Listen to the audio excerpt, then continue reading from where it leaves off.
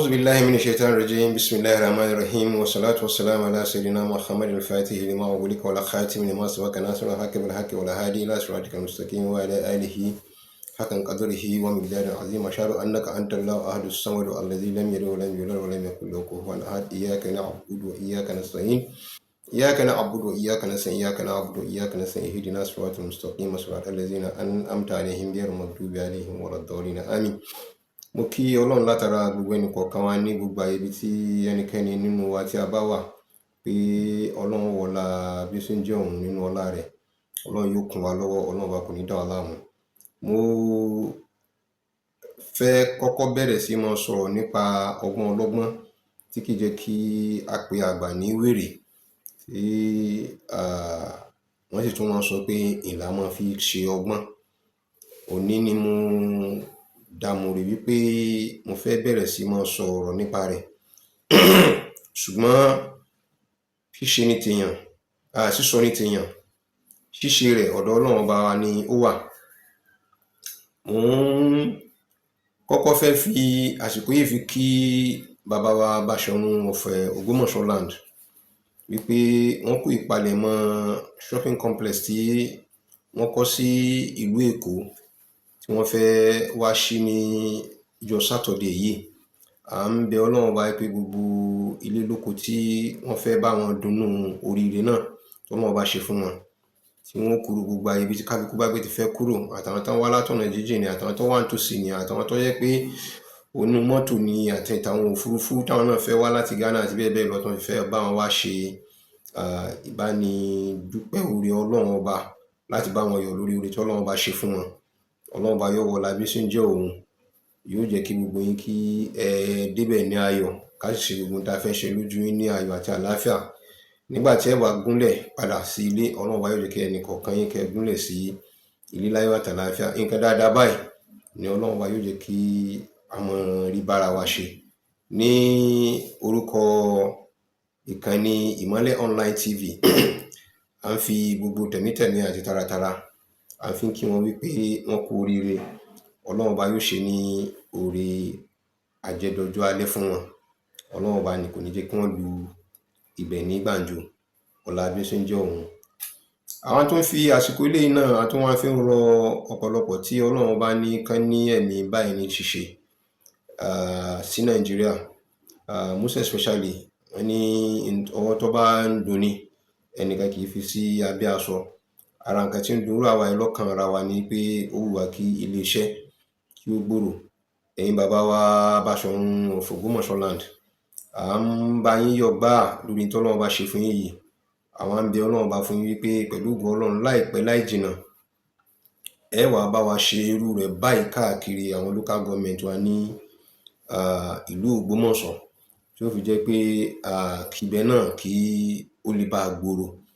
Tí ó bá jẹ́ pé ìbẹ̀rù bojo ń bẹnu tá a fẹ́ ṣe tẹ́lẹ̀tẹ́lẹ̀ pé ẹ̀kọ́nọ́mì Ògbómọ̀ṣọ́ ni ò ṣe ni kíní kankan ni àwa dúpẹ́ fọ́lọ́run ọba pẹ̀lú ọba tí Ọlọ́run bá fún wa pé ọba tí wọ́n gbìyànjú láti pé kí ìlú kó gbòòrò ni.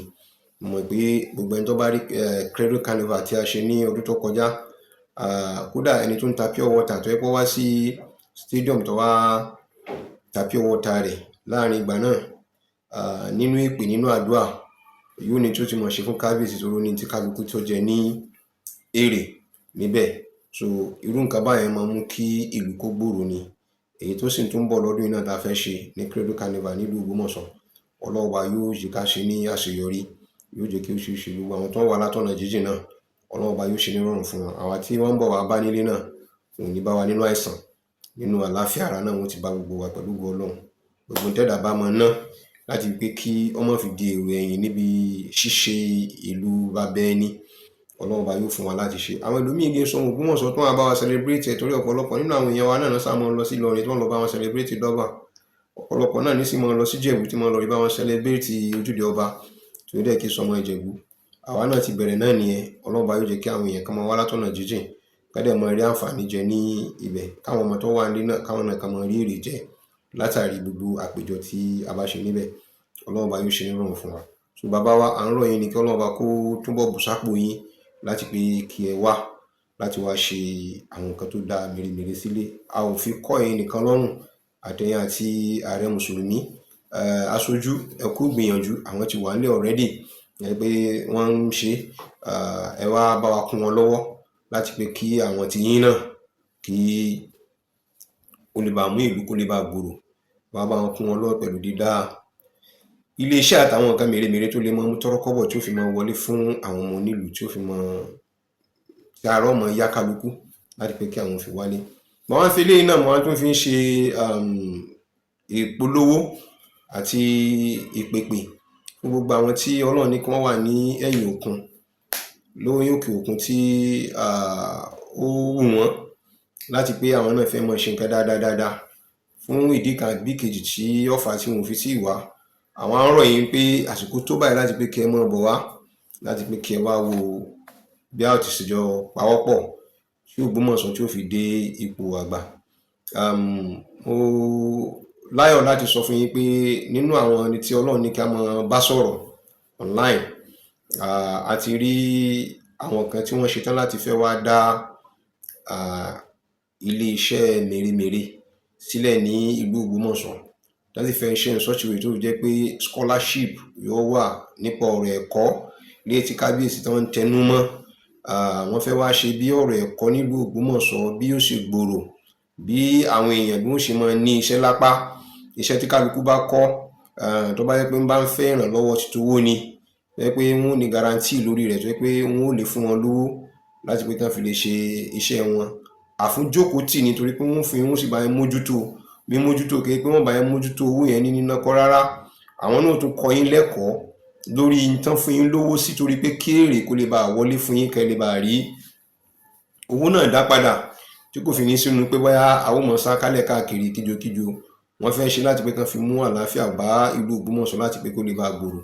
Àwọn ìjọ kan náà tẹ̀ ti wà nílùú Ògbómọ̀ṣọ́ náà báyìí tí a ò bá tí mọ̀ wọ́n padà mọ̀ wọ́n, torí pé àwa yìí kàn ń sọ ni, wọ́n lè má ràn wá, bọ̀ torí pé tá a bá rí nǹkan téèyàn bá ń ṣe tó bá jẹ́ dáadáa, tá a bá sọ fún ìlú kò tí ì sí tó burú jù.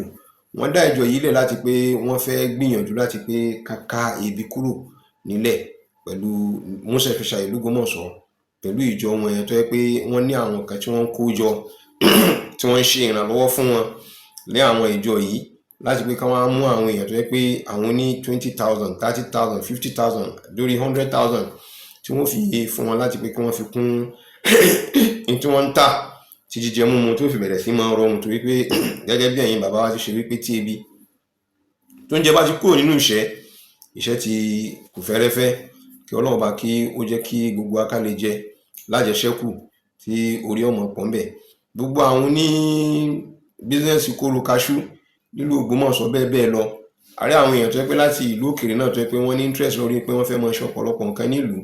Security ìlú Nàìjíríà ó ń ba ọ̀pọ̀lọpọ̀ lẹ́rù.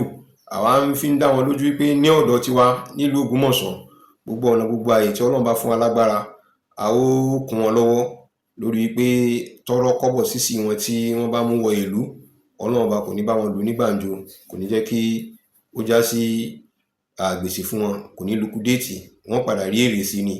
Èròǹgbà kábíyèsí, ẹ jẹ́ kí èròǹgbà tiwa pẹ̀lú kábíyèsí kó lè rìn papọ̀, kájọ rìn papọ̀, kí ọ̀rọ̀ wa kó lè bá jọ kan náà, pé kábíyèsí ń wọ́nà bí ìlú Ògbómọ̀ṣọ́ bí ó ṣe gbòòrò, léyìí tí ó fi padà wá já sí wípé nílé lóko lẹ́yìn odi ní gbogbo ibi táwọn èèyàn bá wà, tá bá jẹ́ Yorùbá, wọ́n mọ̀ fi Ògbómọ̀ṣọ́ ṣe àríkọ́ṣe dáadáa. Ògbómọ̀ṣọ́ mọ̀ dàbí Dubai Áfíríkà lọ́dọ̀ wa ń bí, tó yẹ pé àmọ́ ẹgbẹ́ tọ̀ nílẹ̀ Yorùbá ń bí ní South West Dubai, South West eléyìí gbogbo kódà kẹ́lò ní ọmọ wà láti ibòmí ìpẹ́ pé láti lọ́kẹ́ pé kó jẹ́ pé South West nìkan náà ni wọ́n ń bá wa nájà nílùú Ògbómọ̀ṣọ́. Ẹ mọ iye tí ó jẹ́ tó bá ń wọlé tí wọ́n bá ń jáde, ká tó wá sọ wípé ó dàbẹ̀ ni pé àwa ni gateway to the economy of Nigeria. Yes, orúkọ tó yẹ kán ti ẹ mọ̀ pé Ògbómọ̀ṣọ́ náà nìyẹn, pé the gateway to the economy of Nigeria. 85% of nǹkan tí ń wọ ìlú Ìbàdàn, tí ń sì ń wọ ìlú Èkó láti pé nípa ọrọ̀ ajé, 85% tó yẹ pé láti north ni Ògbómọ̀ṣọ́ ni wọ́n gbà kọjá. So we are also part of the gateway. Gate ò lè jẹ́ ọ̀kan, it can be a lot of gates, but Ògbómọ̀ṣọ́ náà yẹ kó lè jẹ́ kan, ọjà ìjẹ́ kan ni nínú the gateway of Nigerian economy fún wa lọ́wọ́lọ́wọ́ báyìí. So kí ló fà tó yẹ pé a ò fi ní wá gbìyànjú láti kún kábíyèsí lọ́wọ́, tó fi máa jẹ́ pé bóyá ọ̀rọ̀ tí ò tọrọ láti máa fa ọ̀rọ̀ láàrin ara wa. Fídíò yìí kì í ṣe fídíò tí ó yẹ kó pẹ́ lọ títí torí pé mo kàn fẹ́ sáré yẹ̀yàn náà kíní kan lórí rẹ̀ díẹ̀ ni Ọlọ́run ló ní kí n ya bàrà lọ sórí ẹ̀ torí pé àwọn tọ̀hún ni wọ́n mú ọ̀rọ̀ tó jáde wá fún mi láwọn èyí tí mo sọ síwájú. Kí ni mo fẹ́ sọ̀rọ̀ lé lórí ni pé kí ló fà tó jẹ́ pé àwa tá a jẹ́ mùsùlùmí a fẹ́ràn ká mọ tanra wa jẹ, a fẹ́ràn àbòsí. Kí ló fà tó jẹ́ pé a ó mọ sọ ọ̀rọ̀ tá a rí àbí nǹkan tí a ò bá mọ̀ àbí ìta bá wá mọ̀ nǹkan náà àtọ́ wa mọ̀ fi ojú wa fi mọ̀ ṣe. Islam kọ́ wa ní gbogbo nonsense tẹ̀rí táwọn èèyàn ṣe yìí. Mo wo fídíò ẹnìkan láàárọ̀ yìí ní orí platform wa, mo rí ibi tó gbé ti ń make apology wípé òun bú Mudiru, gbogbo ọ̀rọ̀ tó ń sọ wà láìtàlá irọ́ lòun pa, ọ̀rọ̀ tó ti sọ sí gbogbo ayé.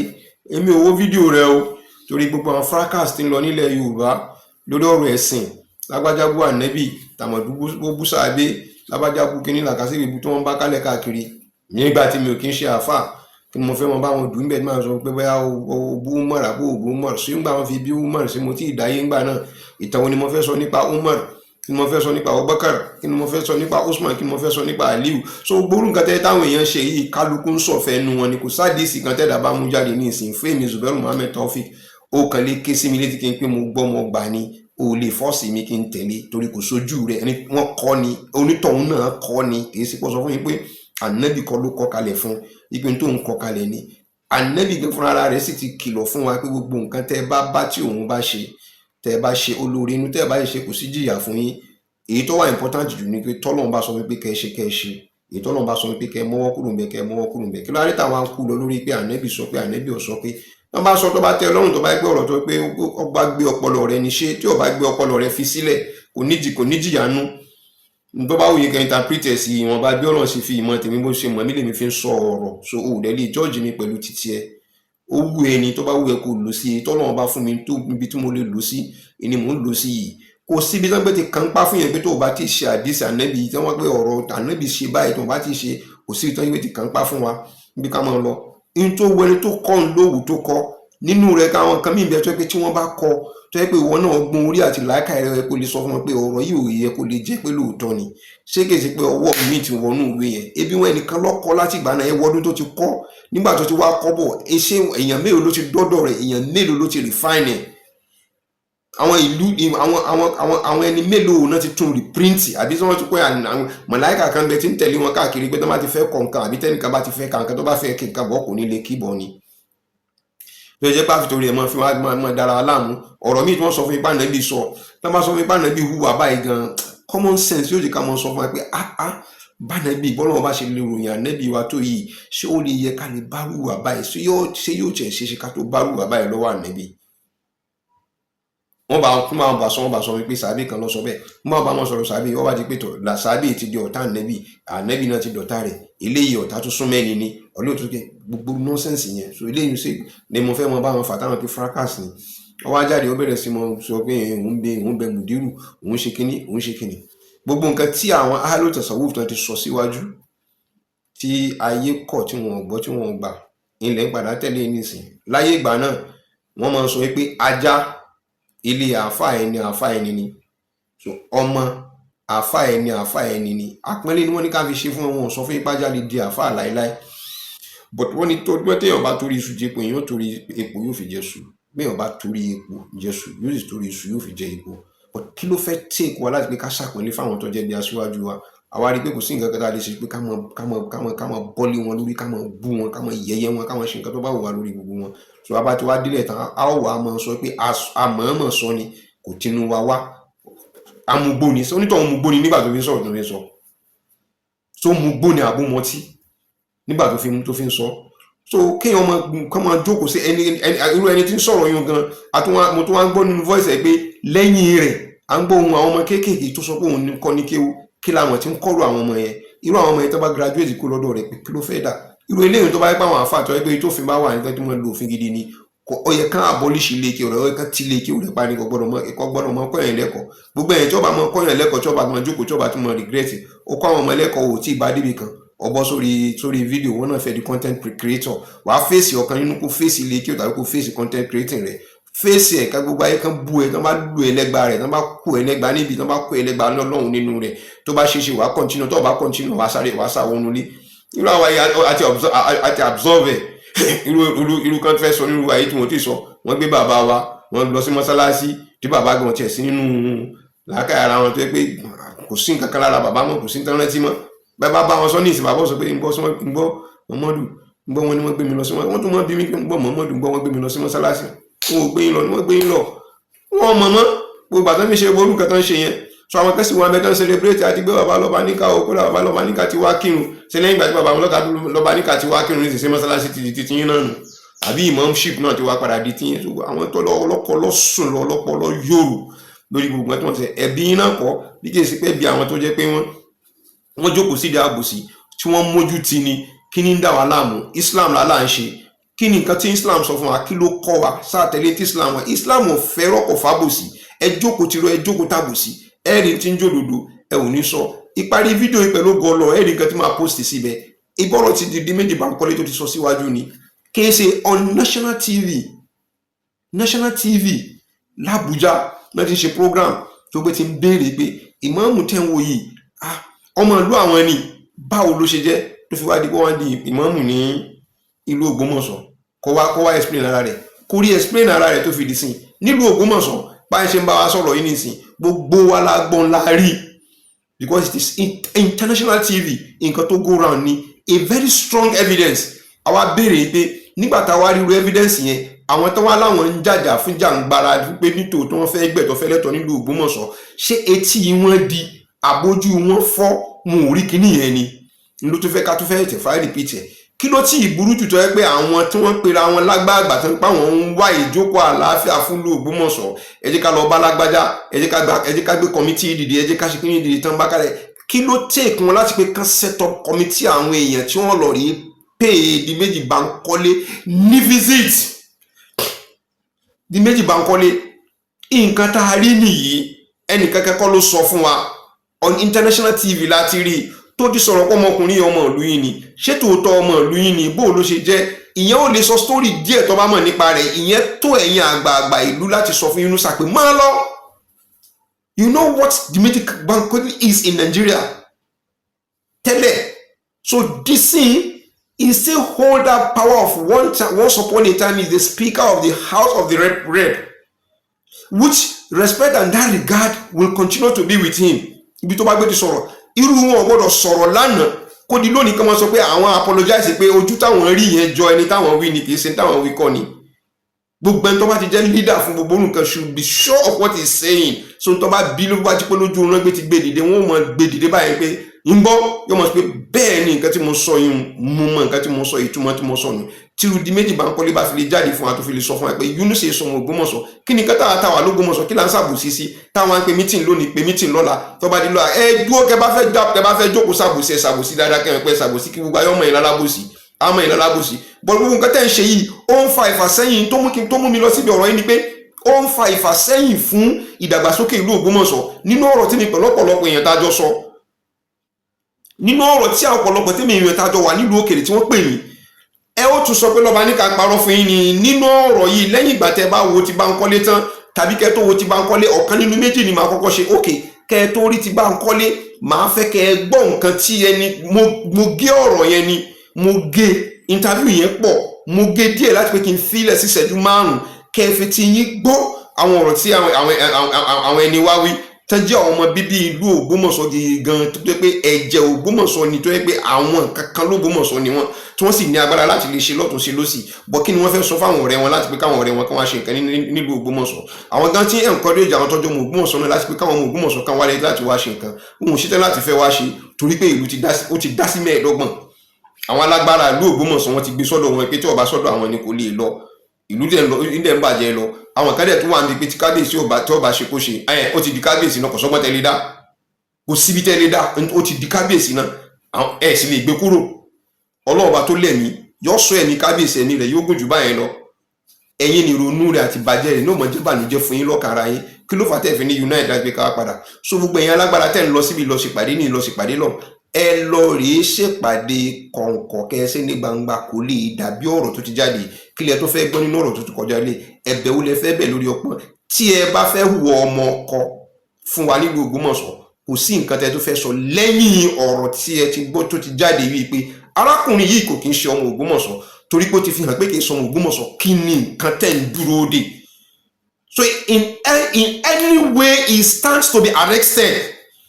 He stands to be arrested. Wọ́n arrest ẹni kí ẹ tún sọ nìkan ni wọ́n arrest wọ́n tún wá ṣe tún wá arrest àwọn conspirators rẹ̀ àwọn tó conspire láti pé kẹ́lọ́ rí gbé ẹni kódà kó ṣe pọ́ mọ́ inú ilé ni mo ti mọ sọ kíní kan fún yín mo mọ sọ kíní kan fún gbogbo àwọn èèyàn bí mo ṣe mọ sọ̀rọ̀ yìí àwọn kíní yìí tẹ́ bá fẹ́ àlàáfíà fún wa nílùú Ògbómọ̀ṣọ́ tó bá jẹ́ pọ́ mọ́ inú ilé Ayédára bá wà nínú àwọn tó kún ìrìn Yunusa tó fi débi tó gbé ti dé yìí tó pé Yunusa sọmọ inú ilé yẹn tó mọ inú ilé Ayédára bá wà náà tó bá kún wọn ẹ kó wọn for conspiracy a fẹ́ jẹ ẹran lájẹ yó a sì fẹ́ jẹ lájẹ gbádùn ni ẹ̀dọ̀ sì wà ń bẹ ẹ̀dọ̀ sì jẹ́ kan nínú nǹkan tá a fẹ́ràn gidi gan òróǹro wà lára rẹ̀ lópin ìgbà tá a bá fẹ́ jẹ ẹ̀dọ̀ yẹn láti jẹ ẹ̀dọ̀ yẹn gbádùn a gbọ́dọ̀ gé ẹ̀dọ̀ mọ́ òróǹro láti sọnù ẹni tó bá kan torí gbogbo àwọn tẹ́rítẹ́ kọ́tẹ́ ṣe kankan lórí wọn ẹ̀wọ̀n ò regret ẹ̀ náà ìlú ń gbóná lọ jẹjẹjẹjẹ wọ́n sì ti fọ̀rọ̀ tí wọ́n fi ń kó bá ọrọ̀ ajé ìlú Ògbómọ̀ṣọ́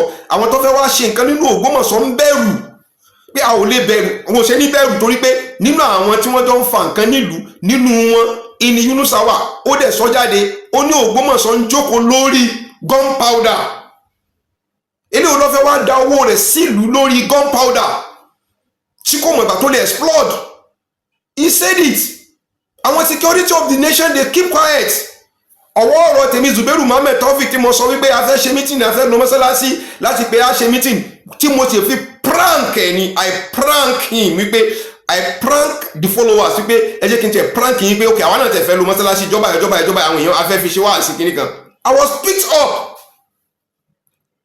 mo prank ní pé a ò tí ì débi mọ́sálásí yẹn o I was picked up before you know it wọ́n ní mo fẹ́ gbé terrorist wọ̀lú up till this moment ẹ lórí check record mi pátápátá ní òun ní ẹnì kankan tẹ́mi pẹ̀lú rẹ̀ ń jọ ń discuss ọ̀rọ̀ ló Ògbómọ̀ṣọ́ nípa wípé ammunitions ni àgbé kínní kan ni nípa wáàzí mélòó lọ fẹ́ ṣe fún mi kódà mi ò lè pe àfáà láti Ìlọrin kó wá bá mi ṣe wáàzí l'Ógbómọ̀ṣọ́ wàláhì mi ò lè pe àfáà kankan kò sírú respect tí mo bá ní fún àfáà mo lè lọ sóde àfáà tó bá wá láti Ìlọrin mi ò condemn yín you are fantastic wàláhì you are fantastic mi ò fi condemn yín but èmi náà gbọ́dọ̀ gbé ìlú mi lárugẹ àwọn àfáàlú mi ò tí ì jáde wọn ò tí ì expose tó so mo gbọ́dọ̀ encourage àwọn àfáàlú mi láti pé káwọn ayé náà mọ̀ páwa náà yìí mọ̀ ń bẹ lọ́dọ̀ wa so mi ò lè ní program kí n gbé tí n bá ti rí àfáà lọ́rin kan tí ò bá ti jókòó kò ní àyà ní ṣe program yẹn ní àyà pátì ni tí ì bá ti báwọn àfáà mi dọ́ pé láti ìlú bí tí mo gbé ti wà nínú ìgbé tí bá mi ṣe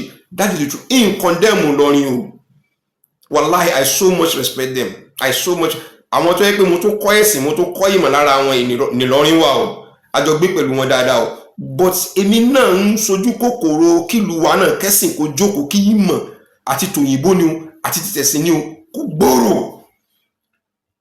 ẹ wo sẹ́mínárì náà ó yẹ ká lè encourage wọn lórí pé kán mọ́ àwọn investors wọ̀lú but àwọn kan fúnra ní sẹ́mínárì ìsọ̀nsẹ́ ọ̀rọ̀ pé àwọn láwọn ìtàn lè mú wa láti pé ok òjò ní development nílùú òjò tó ń sọ̀ látòkè ní development yóò kára lé yóò káró oko òjò kan so tí ń rọ̀ sórí ewúro òun náà ló ń rọ̀ lórí ata òun náà ló ń rọ̀ lórí ìrèké so àwọn ará seminary wọn ò lè dé káwọn establish kẹkẹ tá fẹ́ ṣe ní ìsìn káwá pé mùsùlùmí fẹ́ lọ síbẹ̀ lọ rèé ra oògùn àlàáfíà ara rẹ̀ kan gbé because he or she is a muslim ẹ má ta oògùn fún wọn benefit látòrí owó mùsùlùmí náà lè gbé nǹkan kankan lẹ̀ ní ìsìn káwọn bá délẹ̀ kan pé àwọn tẹ̀ fẹ́ wá ra nǹkan habatu sauda bẹ́ẹ̀ ni lọ́pọ̀lọpọ̀ náà àwọn alùsùn náà fi ń jọun kiri habatu sauda iná ń gbé ká ókè kápò náà ni ó wá jáde àwọn èèyàn wá lórí recommend ẹ̀fẹ́ nìkan tó wá jẹ́ christian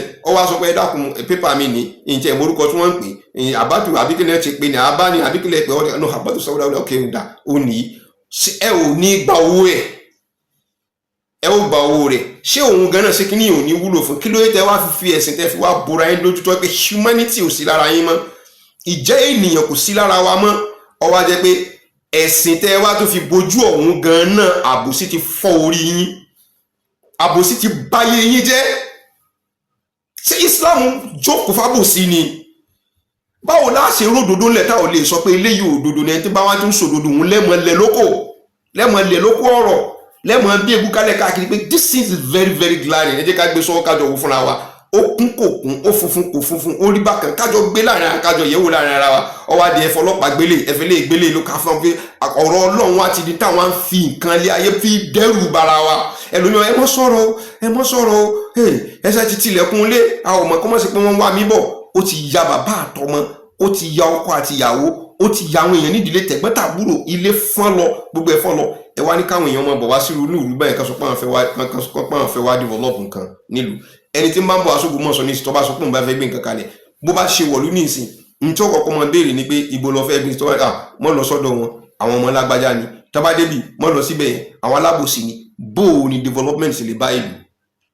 Adẹ̀rí nǹkan tí ń jó dúdú ọ̀rọ̀ akọ òtẹ́lẹ̀. Ẹgbọ́n nǹkan dídí méjì Bankole tó sọ, ẹgbọ́n nǹkan tẹ́lẹ̀ táwọn interview wọn ní mind láti fẹ́ ṣe. Dìmọ́dì Bankole sọ òótọ́ ọ̀rọ̀ fún wa. Ẹ̀yin tẹ́ wá jálágbára nílùú, tẹ́ wọ́n á tún àwọn kéékèèké, tẹ́ wá kọ̀ tẹ́ dúró tì. Mo sì ti máa kọ orin yìí ní gbogbo ìgbà, mo ní tí ń dà wá láàmú l'Ógbómọ̀ṣọ́. Èèyàn kan ṣoṣo tó láti parí tó wà nílẹ̀ yìí, tí pẹ́kẹ́ kankan ò sì ní mímọ́ lẹ́yìn rẹ̀. Èèyàn kan ṣoṣo ó tó láti parí rẹ̀. Ṣé gbogbo ẹ̀yin tẹ́jẹ̀ sọ pé gọ́vnà náà wà níṣẹ́ ni, gọ́vnà wọn ló bẹ̀ wà níṣẹ́. Bàbá wa ìmáàmù àgbà fún gbogbo Ọ̀yọ́ state, Ọlọ́run bá yóò bá wa lọ́rẹ̀ mi ní ìtàláfíà tó fi jù báyìí lọ, ọ̀la bí ṣe ń jẹ́ òun. A rí owó yín pé àwọn èèyàn wá lọ sọ́dọ̀ ìmáàmù àgbà ẹ má kí ọ̀rọ̀ bọ̀ mí lọ́rùn. Gbogbo nǹkan tẹ́ tó wà nílẹ̀ yìí Ògbómọ̀ṣọ́ gan-an náà ní ọ̀rọ̀. Ògbómọ̀ṣọ́ tó parí ọ̀rọ̀ ara wọn. Àwọn fi court, àwọn fi ń dẹ́rù bà ara wa, àwọn fi èébú, àwọn bribe ara wa. Àwa ti wá náà kọ̀ wá yọ. Àti náwó rọ́, àti náwó òṣẹ́, àti náwó àbùkù, àti ná gbogbo ẹ̀ kọ̀ wá yọ. Torí pé kọ̀ yọ nísìn, àwa tí wọ́n fẹ́ padà síbi ìpìlẹ̀. Kí ni ìpìlẹ̀ tá a fẹ́ padà? Ẹ jẹ́ ká mọ̀ pé lágbájá nílé lágbájá, dákun mọ́ bínú, dákun torí Ọlọ́run mọ́ bínú. Torí Ọlọ́run fóònù rẹ torí tí lágbájá gbà wọn yọ ọmọ lójú ẹ lọ ni. Àwọn pẹ̀lú ògùn Ọlọ́run mọ́ bínú, a ó bá wá mi tó mọ́ lù. So are reasonable báyẹn. Even logically kọ́ pé nǹkan kékeré báyìí la bá ní ká fi tó láàrin ara wa. Kò sound gidi létí. Láti pé ká pé kí wá láǹfààní meeting tẹ́ bá fẹ́ pé meeting báyìí, ẹ wá mọ̀ pé meeting, ẹ mọ̀ kangaroo meeting. No matter how publicity yóò tẹ́ bá fún, kangaroo ni. In as much as tó bá jẹ́ pé àwọn tó wà involved tí wọ́n mọ òkodoro abẹ́ ọ̀rọ̀ yìí tẹ́ bá ní ká mọ̀ sí nídìí ọ̀rọ̀. Ẹ má jẹ́ kí lọ́ba níkan wá ọtí lọ́ba níkan bá wà ń bẹ ànígbádùn ara wa yóò dàbí irú fún kínní. Torí pé a ti jáde àti sòótọ́ ọ̀rọ̀ fún yín pé ní ṣẹlẹ̀ nílùú ọ̀dà. So gbogbo yín wá ń defend ìbò tẹ́ fẹ́ gbà. Ẹ ń sáré ìbò, ẹ wá sọ ọ̀rọ̀ Islam, ẹ wá sọ dọ̀rọ̀ ọ̀bù. Àfẹ́ ṣe káàmpù wọn náà, tá bá ṣe káàmpù wọn pé lágbáyà gbọ́dọ̀ lọ, ó lè ṣe káwọn èèyàn rẹ̀ kán mọ́ dìbò fún wa. Ẹ ti sọ di politics, that is the truth of kí èèbá ṣe politics lẹ bá sọ̀rọ̀ lẹ ṣé òótọ́ ọ̀rọ̀ ti fòde fojú hàn. Bàbá wa orúkọ rẹ̀ ti jẹ́ Open Salau, Ọlọ́run jẹ́ kẹ́mi yín ogun. Ó ní fídíò yìí kan tí mo wò, èmi náà ti post ẹ̀ rí. Any institution you sọ̀hún ló ṣe imam. He who hire can fire. Àwọn ló ní.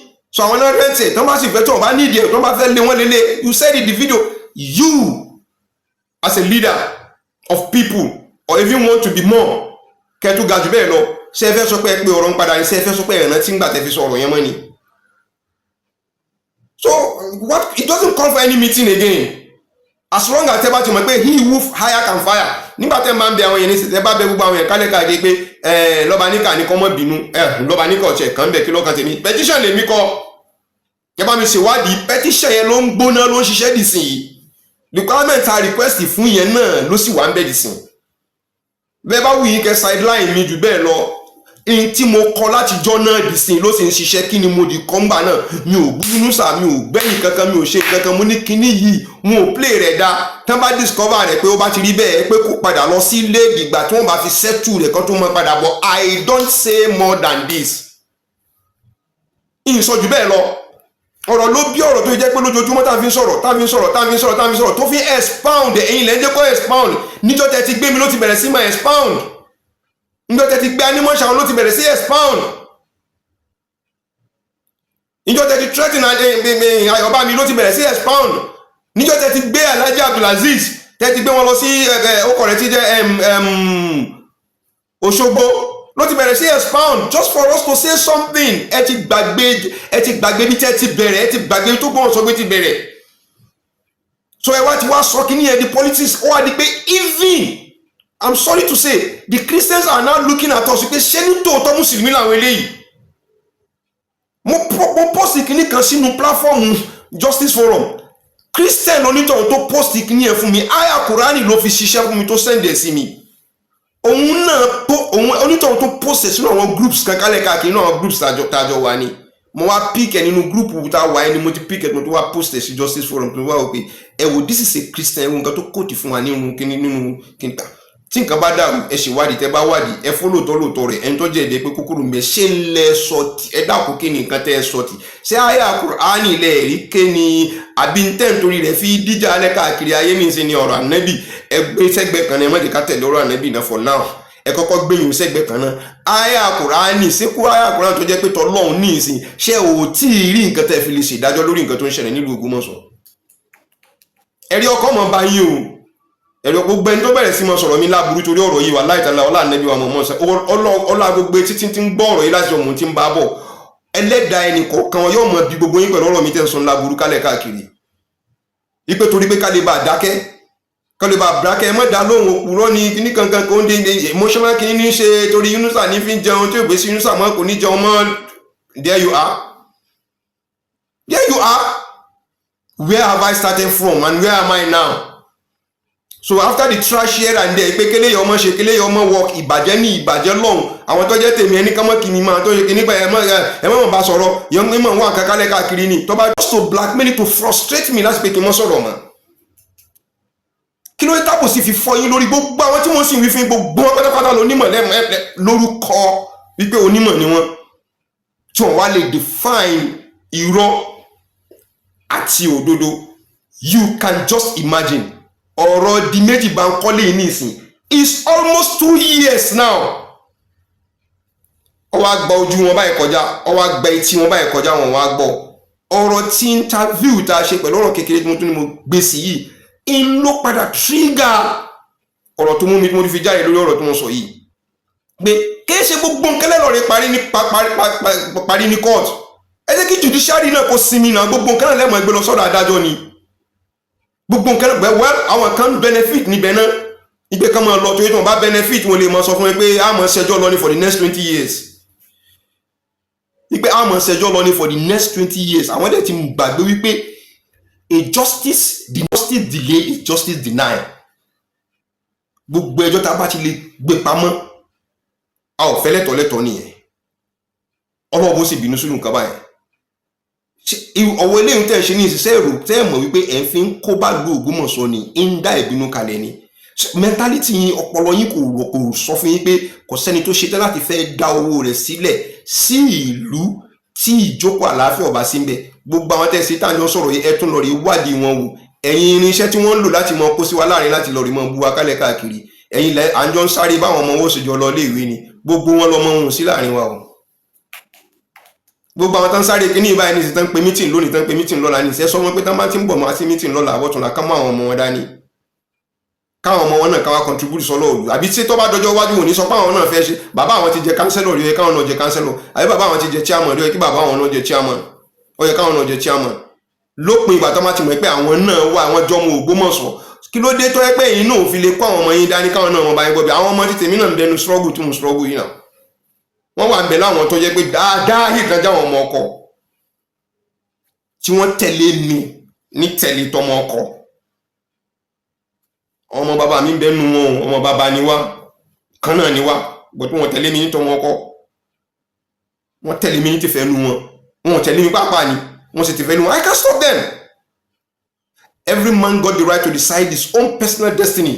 Bob Marley ló sọ yẹn láti pé ká mọ́ bá gbára lọ lákòókò wíkọ́ tó tá bá sọ pé bí ojú ègbó bá ti ṣe rí láti fẹ́ mọ́ fi họ́ ni á họ́ra kegun ìtí yún ni tó wáyé bó bá ti ṣe yún wa láti fẹ́ mọ́ ṣe ni á họ́ra kegun sórí ọ̀rọ̀ tí wá sí ní kò lópin sí wa ẹ dákun ẹ jẹ́ ká ṣẹ̀tọ́ bó ṣe ká ṣe torí pé kí ni kí ìdàgbàsókè kò lè bá ìlú gbogbo tẹ́ tí ń lọ nílùú ìtàn pariwo ní ẹ̀yìn tẹ́ wà ń lé ọmọ pé ẹ̀ fi ń ṣàkóbá fáwọn tán fẹ́ wá dá ọrọ̀ ajé kalẹ̀ nílùú ni àwọn ọmọ títí yín náà wà náà tán wáṣẹ́ kalẹ̀ káàkiri àwọn ọmọ títí yín náà sì wà náà tó yẹ pé wọ́n fẹ́ scholarship ẹ̀yin gan fúnra ara yín wò lè sọ pé wọ́n fọmọ yín kan ní scholarship kẹ́ mọ̀ mú abẹ̀bẹ̀ kẹ́ fi fẹ́ ara yín pé Ọlọ́run mo dúpẹ́ fún ọ ọmọ mi ti rí scholarship ìnáwó eléyìí náà ti kúrò ńbẹ̀ ẹ ò wá tiẹ̀ jẹ́ kí kankan kó wá ẹ wá jẹ́ ká bira aláyé lẹ́yìn láti gbọ́ tẹ̀ ti bẹ̀rẹ̀ ẹjọ́ ẹ̀ tẹ̀ ti bẹ̀rẹ̀ lọ́jọ́ gírígán nísìn eléwo nínú àwọn ọlọ́lá yẹn lè sọ fún ẹ pé kán wá dá nǹkan ní l'Ógbómọ̀ṣọ́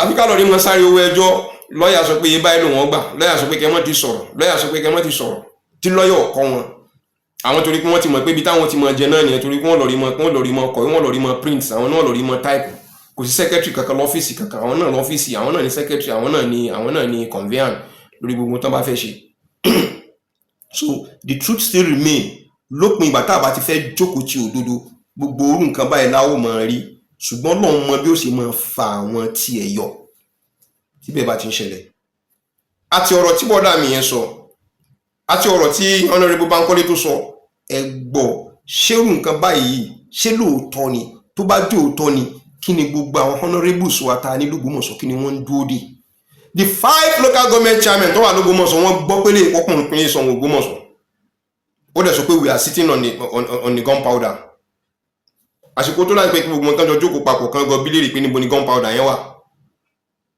torí which means wọ́n ti sọ di do or die tásìrì mi bá tú ọ̀yẹ́ explode ẹ̀ tètè tán náà bọ̀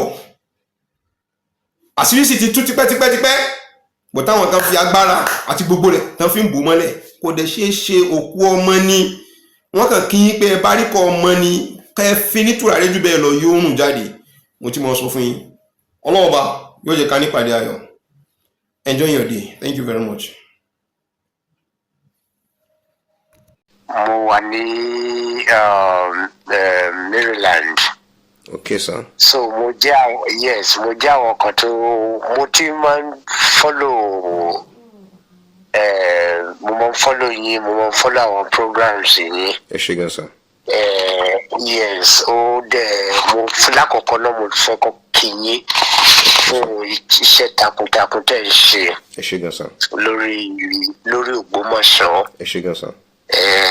In fact ó jẹ́ nǹkan tí ó dùn mọ́ mi lọ́pọ̀lọpọ̀. adúpẹ́ sir. Níbí báyìí yes I'm a member of Ògbómọ̀ṣọ́'s community also member Ògbómọ̀ṣọ́ academics ni mi. All right sir. So ó jẹ́ nǹkan tí ó jọ wá lójú lọ́pọ̀lọpọ̀ nígbà tí issue ongoing issue pẹ̀lú individual láti tó jẹ́ imam Ògbómọ̀ṣọ́ if he still imam of Ògbómọ̀ṣọ́ so ó jẹ́ nǹkan tó bá wa lọ́kàn jẹ́ gẹ́gẹ́ bí ọmọ Ògbómọ̀ṣọ́ lótìtọ́ àti lódodo nítorí pé a rí pé irú nǹkan bẹ́ẹ̀ yẹn ṣẹlẹ̀ l'Ógbómọ̀ṣọ́ rí. Bàbá mi wọ́n ti dé. Ó fún èmi ní opportunity láti also níbí àti anywhere láti defend the not only Ògbómọ̀ṣọ́ but láti defend the throne Ògbómọ̀ṣọ́. God bless you sir. It's a reverend throne tá ò ní gbà fún àjèjì. Mo pe former speaker because junior pátápátá ló jẹ́ sí mi Abẹ́òkúta lèmi ti lọ sí school. So I knew his father very well. Okay, sir. Yes, Tọ́jẹ́ Olúwo. I think Apẹ̀nà ni wọ́n ní ìsìn nígbà yẹn. Very well ni I attended the African Trade Grammar School, Abẹ́òkúta. Yes, sir. Ní Kútà, ó close mọ́ ilé Ọbásanjọ́. Right, sir. So, but ó junior ni làwọn Bankole ni wọ́n jẹ́ sí wa ó jìnnà gan sí wa but I ní contact mo sì ní contact pẹ̀lú ẹ̀ because mo senior ẹ̀ ní níbà, so mo ní contact pẹ̀lú ẹ̀. God bless you, sir. So gbà tí issue yìí sọ̀rọ̀, and I called him and he was very very clear and direct to me pé ó yà àwọn lẹ́nu bí Ògbómọ̀ṣọ́ ṣe gba bọ̀bọ́ yẹn láàyè láti jẹ́ imam. Wípé ọmọ Abẹ́òkúta gangan ní Toliad. God bless you, sir. So ó sọ fún mi ó ló ti jẹ imam ní area kan ní Abẹ́òkúta. So ó ní olóyè àlẹ́nu gbà táwọn tó rí pé ó tún jẹ imam l'Ógbómọ̀ṣọ́. Ó dàbẹ̀ ni kó ló ń bí léèrè direct pé ṣ'Ógbómọ̀ṣọ́ lọmọ Ògbómọ̀ṣọ́ ni ẹni tó tún fún lọ jẹ imam l'Ógbómọ̀ṣọ́. So àwọn kinní yẹn dàbí nǹkan tó fún wa ní concern, tó tẹ̀ fún wa ní problem, nítorí wípé báwo ni àjòjì tí kì í sọmọ Ògbómọ̀ṣọ́ ṣe máa di irú ipò báyẹn mú, tó wá ń lo avenue yẹn pẹ̀lú àwọn màlì kan l'Ógbómọ̀ṣọ́ láti máa insult institutions ọ̀hún and láti máa insult personality Kábíyèsí Gandhi. I have so much respect for níbí báyìí. Thank you, sir. Thank you, sir. Because he has been a chairman for immigration committee in Baltimore, for state of Baltimore. So Oba Gandhi is a respected. Thank you, sir. Thank you, sir. Personality, in fact, but when he became the king, inú gbogbo wa ló dùn gidigidi gan. Thank you, sir. Wípé Ògbómọ̀ṣọ́ pé a ní lucky pé he will take over níbi tí bàbá wa Ọládùnní tó stop dé. Thank you, sir. And he will continue the progress. Thank you, sir. Láti develop Ògbómọ̀ṣọ́ more and more, and ó dẹ̀ encourage gbogbo wa láti wálé. Brother mi ló ní wọ́n tún kọ́ ọmọ Ògbómọ̀ṣọ́ ni wọ́n tó ní owó gidigidi. Kí ni ẹ mú ti lọ́dọ̀ yín ni mo á fi tún rí dáì. Ó mú ti lọ́dọ̀ mi, sorry, ó mú ti lọ́dọ̀ mi bẹ́ẹ̀ ni. So àwọn ọmọ Ògbómọ̀ṣọ́ kan wà níbí báyìí tó jẹ́ pé they are well to do. They are well to do, and wọ́n fẹ́ encourage wọn láti wá sílé fún káwọn náà wá ṣe investment, kó wá contribute sí development l'Ógbómọ̀ṣọ́. So ìgbà tí issue tó ń ṣẹlẹ̀, so we have to give them láti reassure wọn wípé no, pé individual yìí pé ìṣe Ògbómọ̀ṣọ́. Bẹ́ẹ̀ni. Pé torí pé ẹ̀ ló ṣe ń gbọ́ mi sà. Mo ń gbọ́ yín. Pé kò sí ẹni tí a bá bí tó bá jẹ́ ọmọ kan Ògbómọ̀ṣọ́ tó máa rí àpèrè ṣọ̀nfín. At all. Tàbí tó máa sọ ọ̀rọ̀ tí ò dáa sí àpèrè ṣọ̀hún. So we have to encourage them.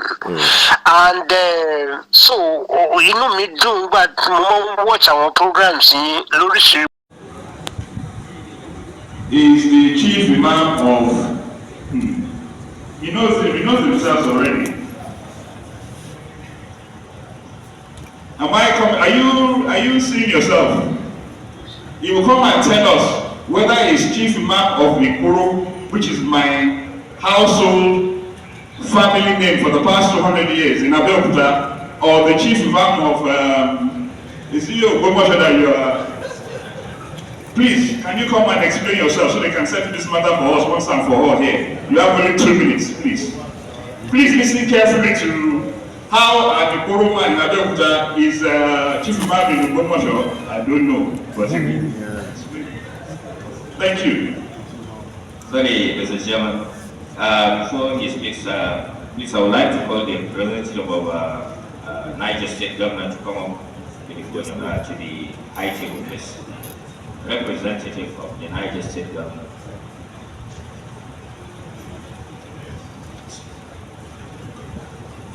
Is he around? Somebody brings it.